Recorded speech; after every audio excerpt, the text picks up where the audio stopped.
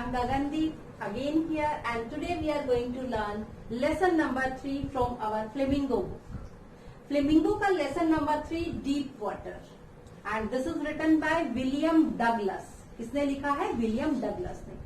जो William Douglas हैं ये यूएसए से बिलोंग करते हैं और ह्यूमन राइट्स के बहुत बड़े इन्होंने बहुत ज्यादा पैरवी की है और यूएसए के इतिहास में इनका सबसे लॉन्गेस्ट टेन्योर रहा है एज अ जज.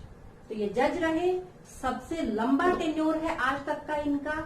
और इनकी जो बुक है ऑफ मैन एंड माउंटेन्स, इसका थोड़ा सा पार्ट अपने इस लेसन के रूप में लिया गया है. और ये जो लेसन है ये हमें सिखाता है कि एडवर्स सर्कमस्टांसेस में भी आपको कैसे जीना है और कैसे आपको उन परिस्थितियों का सामना करना है कि आपने हार नहीं माननी है सर्वाइवल के लिए. डेथ तो आनी है, डेथ इज सर्टेन, बट आप कोशिश करेंगे तो शायद आप मुश्किलों से पार पा जाए. कोई ऐसा मोमेंट कई बार हमारी लाइफ में आ जाता है कि हमें लगता है कि अब सब खत्म and I am going to die, अब मैं मरने जा रही हूँ. बट थोड़ा सा हिम्मत से, थोड़ा सा हौसले से हम उस मोमेंट को ओवरकम कर सकते हैं. तो स्टोरी जो इस लेसन की है वो ये है कि विलियम डगलस जो है वो खुद ही डिस्क्राइब कर रहे हैं. William Douglas is the narrator in this story. इसमें वही बताते हैं. वो ये कहते हैं कि जब वो 3-4 साल के थे तो याकीमा रिवर जो थी उसके मम्मी मना करती थी कि आपको वहां नहीं जाना है, बिकॉज वो कभी भी कुछ भी कर सकती थी, वो कभी भी कोई भी शेप ले सकती थी. तो उसकी मदर मना करती थी विलियम डगलस की, बट वो नहीं मानते थे. उनको लगता था कि कुछ नहीं है और वो चले जाते थे. जनरली उनको स्विमिंग करने का थोड़ा मन होता था तो चले जाते थे. एक्चुअली क्या था कि जो याकीमा रिवर थी वो शैलो जहां वाटर था, जहां कम पानी था, वहां तो 2 to 3 फीट वो डीप थी, 2-3 फीट गहरी ही थी. बट जहां डीप वाटर था वहां वो 9 फीट डीप थी, 9 फीट गहरी थी. तो बहुत ज्यादा गहरी हो गई 9 फीट. तो क्या होता है कि एक बार ये जब 3-4 साल के थे विलियम डगलस, तो इनके फादर इनको लेकर जाते हैं YMCA पूल में. और वहां जाके जो ही पापा अपने फादर का हाथ पकड़ के खड़े हैं तो सी वेव्स आती हैं और इनको नॉक डाउन कर देती हैं, इनको गिरा देती हैं और इनके ऊपर से पानी चला जाता है. ऐसे लगता है जब पानी ऊपर से जा रहा है तो पानी स्वीप करके ले जाएगा, बहा के ले जाएगा. बहुत डर जाते हैं, इनके माइंड में बहुत डर बैठ जाता है, वाटर के प्रति अवर्जन हो जाता है, नफरत हो जाती है. थोड़े टाइम बाद कुछ साल और बीतते हैं. उसके बाद एक बार क्या होता है, ये बीच पर जाते हैं, याकीमा रिवर में वहां पूल पे जाते हैं. तो इनको लगता है कि और कोई नहीं है तो मैं यहाँ बैठ जाता हूँ. जब और बच्चे आ जाएंगे, वहां और भी लड़के आते थे, जब और लड़के आ जाएंगे, 12-13 साल के थे, आई थिंक 18 ईयर्स के थे ये. तो एक लड़का आया, बुली बॉय आया, एक बड़ा सा, मतलब बुली बॉय आप कह सकते हो, जो थोड़ा सा स्ट्रोंग है, जिसकी मसल्स बहुत स्ट्रोंग है, वो आता है और इनको टोस करके विलियम डगलस को उसमें फेंक देता है पूल में. अब इनको लगता है जब फेंका जाता है कि मैं सिटिंग पोजीशन में हूं और मैं बॉटम पे जाके बैठ जाऊंगा, नीचे जाके मैं बैठ जाऊंगा. प्लान कर रहे हैं माइंड में. जो ही पानी में फेंका जाता है सोच रहे हैं कि जो ही मैं नीचे जाऊंगा मैं एकदम से ऊपर नीचे से बम्प मारूंगा, टांगों के बल खड़ा होकर ऊपर उछलूंगा, जंप करूंगा एंड पानी से बाहर आ जाऊंगा. लेकिन ऐसा होता नहीं है. कोशिश करते हैं बाहर निकलने की, सोचने की, दिमाग काम नहीं, ऐसा नहीं है. पानी में जरूर है बट माइंड काम कर रहा है. He is not out of his wits. ऐसा नहीं, बुद्धि भ्रष्ट नहीं हुई है, दिमाग अभी काम कर रहा है. Mind is still thinking and thinking. तो क्या होता है कि ये ऊपर कोशिश करते हैं आने की, लेकिन ऐसा कुछ नहीं होता है. रस्सी पकड़ने की कोशिश करते हैं लेकिन कुछ भी हाथ में नहीं है. कोशिश करते हैं कि मुंह से पानी नाक में घुसा जा रहा है, आईज में घुसा जा रहा है, मुंह में घुसा जा रहा है, सांस नहीं ले पा रहे हैं. ऐसे लग रहा है कि पैर लंगड़ाने लगे हैं, लिंपिंग लाइक लग रहा है. एंड ऐसे लग रहा है कि पैरों में पैरालिसिस हो जाएगा, पैरालाइज्ड हो जाएंगे पैर. बहुत सोचते हैं कैसे बाहर आए, खूब कोशिश करते हैं बाहर आने की.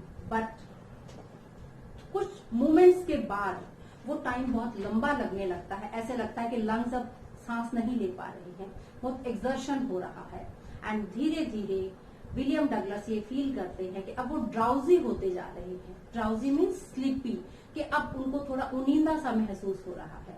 एंड वो सोचते सोचते थोड़ा टाइम बाद वो ऐसे लगता है, अब वो बिल्कुल पीसफुल है, ऐसे लग रहा है जैसे मदर की आर्म, उनकी माँ ने उनको गोदी में ले रखा है। अब उनको लगता है कि अब वो नहीं बचेंगे, बट बहुत पीसफुल है सब चीजें।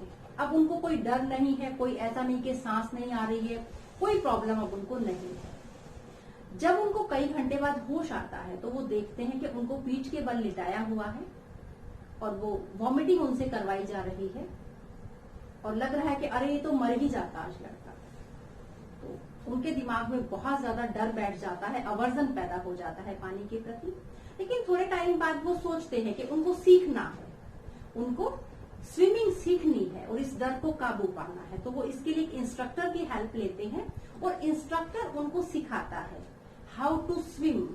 इंस्ट्रक्टर एक बार सिखाता है तो वो 100 बार उसी एक्सरसाइज को करने की कोशिश करते हैं। इंस्ट्रक्टर बताता है कि पानी में जाना है तो अपने सांस को बाहर छोड़ना है, एक्सेल करना है। जब आप बाहर आओगे तो आपको इनहेल करना है।